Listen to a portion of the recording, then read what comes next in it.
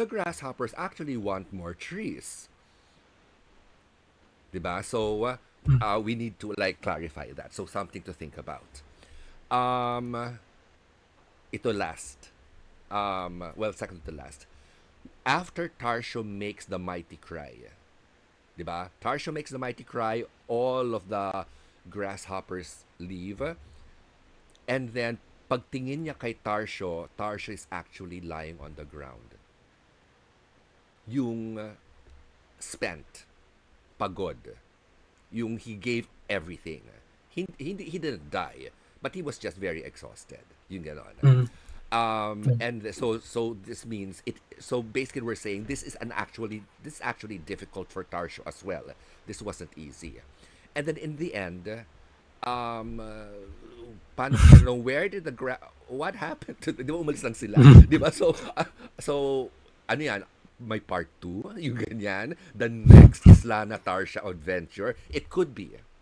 Di ba? So now, it can be a setup na you might even add at the end, um, so at the end, di ba, parang, may, at the end of this story, um, the all the grasshoppers leave, and so it would be nice, no? Like here, Miguel, when you show the, I believe these are the grasshoppers, di ba? Ito ba Ayun yon? po yung sana yun. Or yung mga puno Yung mga ito? trees po. Ah, Opo, okay. mga po. So it would be nice if we see like the like grasshoppers like starting to na alam mo yun yung paparating na very Opo. very climactic Avengers Endgame level yung ganon. And then yeah, so now the mighty cry happens, and then this fantastic spectacle, the grasshoppers leave. We did it, ganyan ganyan. So let's replant the trees, and then before the so maybe it's not the end. It can be so Tarsho, what do we do now? Let's find those grasshoppers. Diba? Pero may setup ka na for part 2, friend. Mm. You get on. So those are yun ang suggestions ko for for this story. So if you decide to make those um revisions, the next consultation, so at this point you will decide if you want to meet with me na. I will not make kulit you. I will not contact you. I will not ask how you are. It's your decision now. If you want to reach out to me to consult again or to ask questions, if you want to show me something, rough sketches ng pages would be nice. Not this clean. Kahit ano lang. Uh, even stick drawings is okay. Yung ganyan. Parang, so just so that we can see lang what's going on. So that's only if you decide to pursue this. Ngayon, if you decide that you don't want to pursue this, it's also perfectly fine. You're not obliged to continue. Pero you now have my suggestions on how to take this further. Okay po. Okay. So, I will have to ask you to stay. So, thank you for engaging with me. I would, Thank you po. yeah, I would like to ask you to stay so that you can also hear yung feedback ko with the rest, because it can also help shape things. Okay. So, next contestant. Our next Ay, sir. contestant. Yes. Sorry.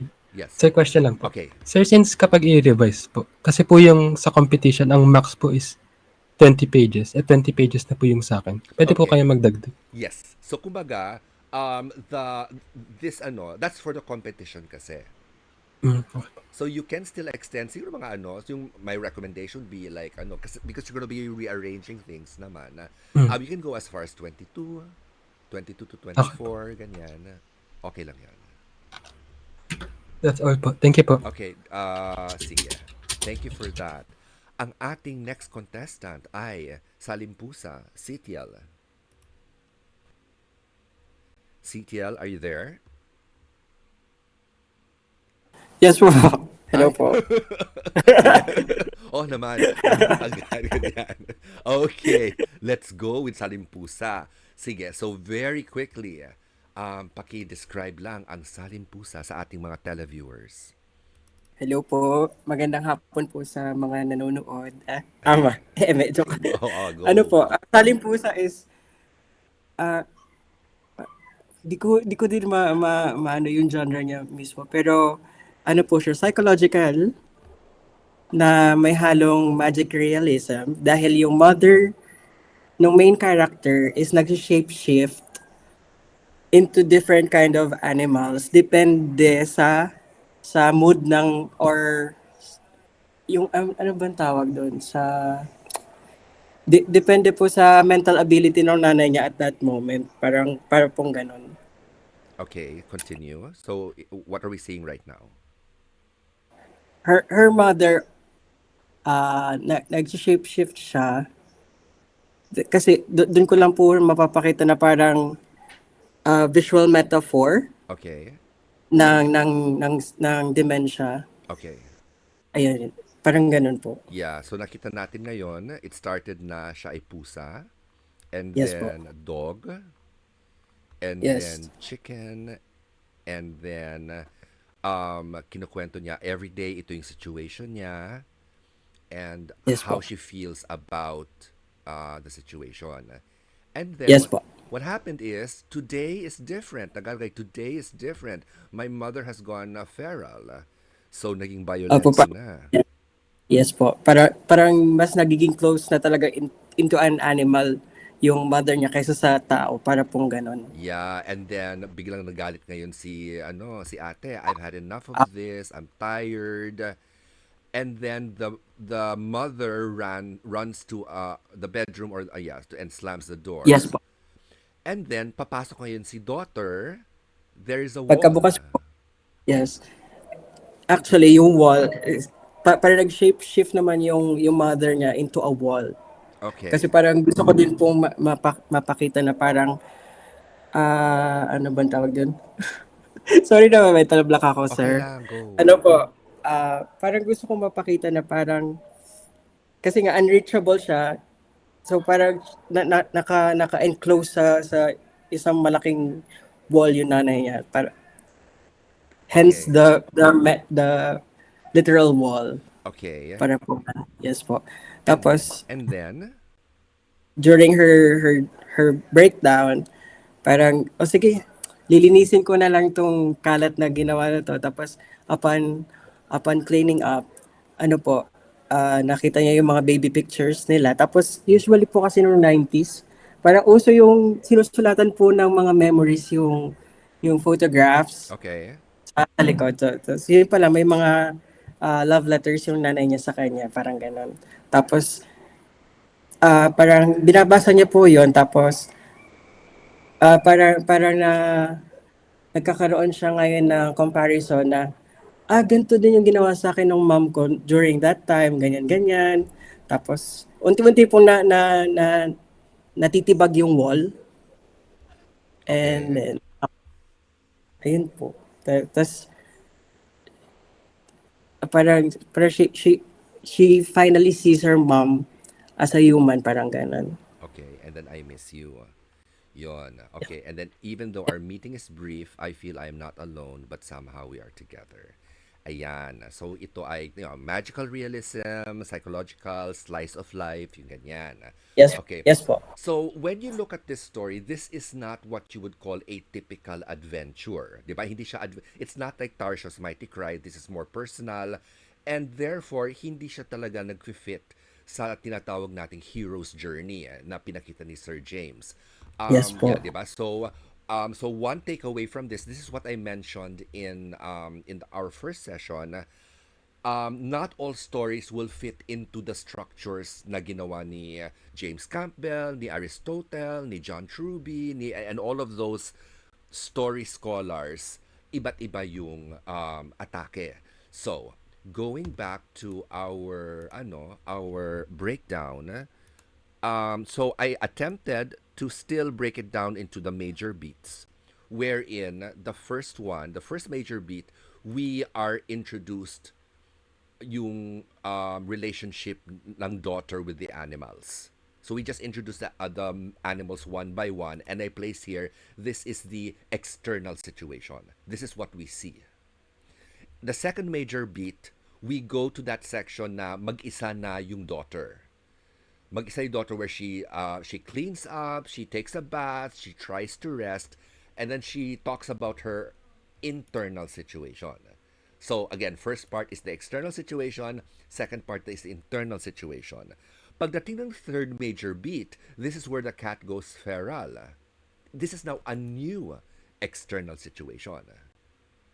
Then, when we get to the pictures with the good memories and the read to reconnect, it is a new internal situation. So nakikita nyo dito, there is a pattern. External situation, internal. External, internal. Pero nag-shift yung tone. The first part, this one half, this is the frustration. This is the yung current situation na frustrating, and then here, this is where the transformation happens. Diba?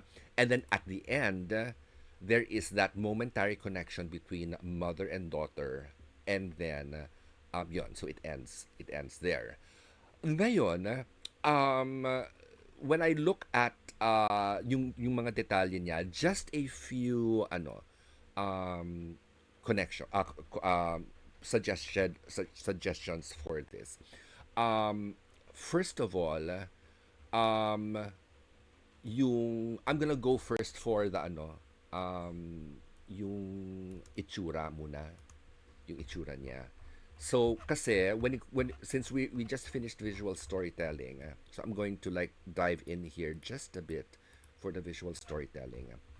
Yung kay Miguel with Tarsho's Mighty Cry, it's very straightforward, so medyo klaro yung storytelling doon.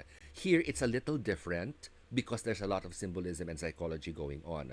So the first part is pretty okay. I'm just medyo concerned lang na ang liit-liit lang ni ate dito sa panel na ito.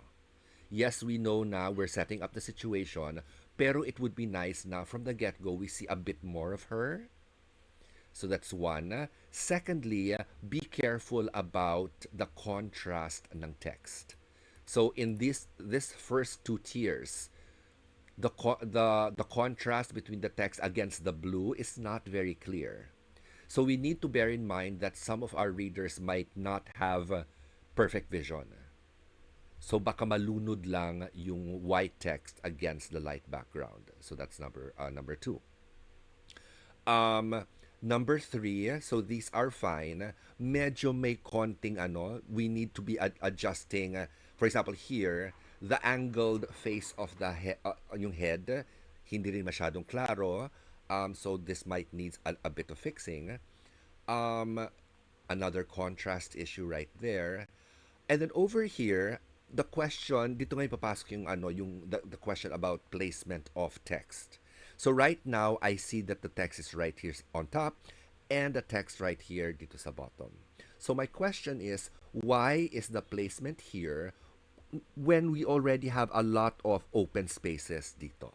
So is there like a reason why you placed it where you placed it?